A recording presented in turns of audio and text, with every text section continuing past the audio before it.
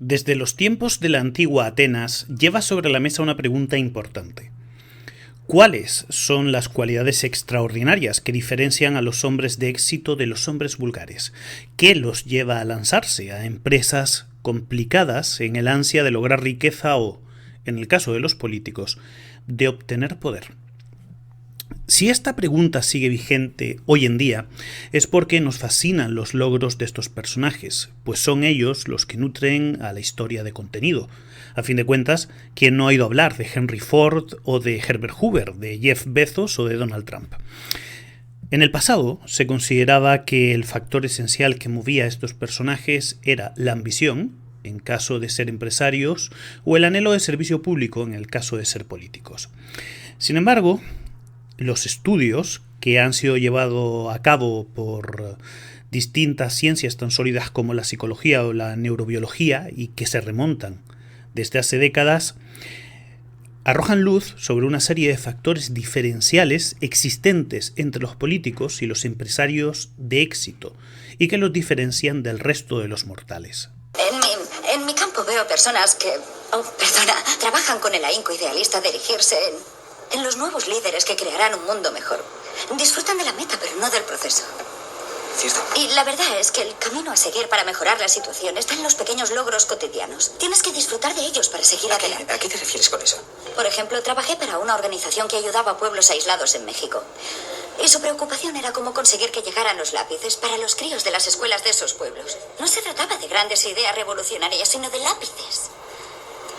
Veo a personas que realizan el auténtico trabajo y lo más triste de todo es que esas personas que más se entregan, las más trabajadoras y capacitadas para mejorar el mundo, no suelen tener el ego y la ambición de ser líderes, no sienten interés alguno por las recompensas superficiales, ni les trae sin cuidado que su nombre aparezca o no en prensa.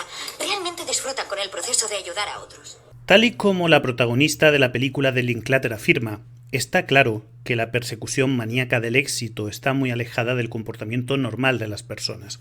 Las personas normales, claro que queremos dinero y en muchos casos también poder. Pero lo que nos diferencia de los perfiles que analizaremos en este programa es que pueden describir cuáles son los límites con lo que podrían llevar las vidas que siempre han deseado.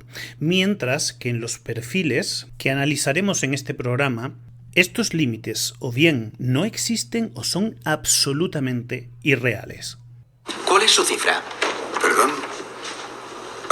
Empezaría con 300, como todos los demás. Como socio yo solo gano 600, luego las primas... No. Su cifra. La cantidad de dinero con la que se retiraría y haría su vida. Creo que todo el mundo tiene una cifra y suele ser una cifra exacta. ¿Cuál es la suya?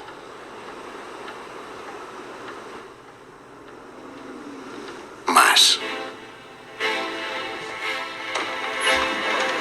Bienvenidos a Imperium Veritatis. Me alegra que esto haya salido bien. Cuando me mandaron sus notas de las reuniones con Kemper, estaba hasta el cuello con mi nuevo libro. ¿De qué va su libro? Trata de criminales de cuello blanco, hombres no muy distintos a su Edmund Kemper. ¿Por qué cree que los hombres que estudia son similares a Kemper? Pues, en primer lugar, son todos psicópatas. Estudio a los líderes de la industria. IBM, MGM, Ford, Exxon, de todo. Seguro que todos esos hombres tienen mujeres, hijos, perros, peces, pero no porque hayan dejado de ser psicópatas, sino porque tenían tendencias diferentes. ¿Pero cree que tienen la misma personalidad subyacente? Kemper muestra una falta total de remordimiento, una falta de estructura emocional interna, ninguna capacidad para reflexionar sobre los demás. Tal y como la doctora Wendy Carr de la magnífica serie Mindhunter sostiene en el fragmento de audio que acabamos de escuchar, es necesario tener una serie de cualidades únicas para poder actuar tal y como los políticos y empresarios de éxito requieren. ¿Cuáles son estas características singulares? Pues en el caso de la política es necesario tener una baja sensibilidad al dolor ajeno, pues cuando se toman decisiones van a existir siempre personas que vayan a salir beneficiadas y otras lesionadas en sus intereses. Pese a eso, el político debe ser capaz de vivir de forma aparentemente normal, seduciendo a los votantes con sus supuestas habilidades superiores y su superioridad moral. Es decir, el político debe ser un manipulador redomado, insensible al dolor ajeno y disimular muy bien estas cualidades. Algo semejante ocurre con los empresarios de superéxito. No pueden ser personas sensibles, pues la acumulación de grandes fortunas exige no tener una mano muy larga a la hora de ayudar a terceros, y que cuando esto se haga, es decir, cuando se hagan donaciones a los pobres y necesitados, no comprometan de ningún modo su propia prosperidad. En estos casos, y por muy bien que nos parezca que se done algo a los necesitados, podemos entender estas acciones casi como una forma de blanqueamiento de su imagen ante los demás o incluso ante ellos mismos. Del mismo modo, estar al frente de una gran empresa supone, a menudo, estar dispuesto a hacer pagar a otros los costes de las innovaciones empresariales. Por ejemplo, en el caso de la empresa Tesla, el famoso autopilot fue durante muchísimos años un auténtico desastre.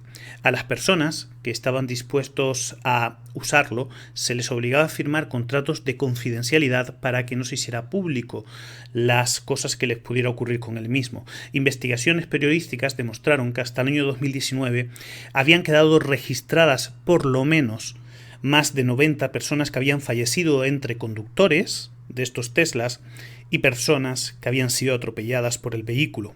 Es decir, que las consecuencias se externalizaban incluso a quienes no estaban de acuerdo con el uso del autopilot. Pero, ¿por qué esto es tan singular? ¿Por qué es tan relevante? Los estudios llevados a cabo por distintos neuroeconomistas y neurólogos nos han mostrado que el cerebro de los miembros de la tríada oscura se comporta de una forma muy diferente a los cerebros de las personas normales. Siendo más concretos, los miembros de la tríada oscura, es decir, los psicópatas, narcisistas y manipuladores patológicos, muestran un patrón de activación cerebral diferente ante los dilemas éticos que las personas normales. En particular, estas personas muestran menos actividad en las regiones prefrontales del cerebro. Y esto es significativo porque es en las mismas regiones donde tiene lugar tareas tales como el pensamiento moral y el autocontrol.